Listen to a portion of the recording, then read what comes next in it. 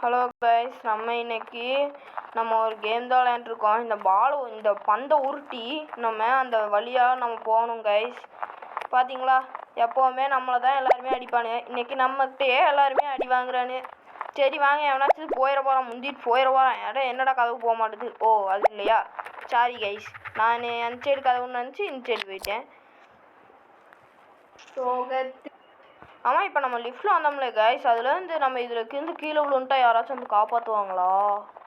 ஓ, காப்பாற்ற மாட்டாங்கன்னு தான் நான் நினைக்கிறேன். என்ன கைஸ், எவனுமே வர மாட்டான். போட்டு அடித்து மண்டையை உடைக்கலான்னு பார்த்தா எவனுமே வர மாட்டான்.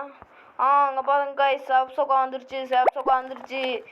அது கூட ரோஸ் சொக்காவும் வருது கைஸ். ரோஸ் சொக்காவையும் அடிச்சாச்சு, சிவப்பு சொக்காவையும் அடிச்சாச்சு.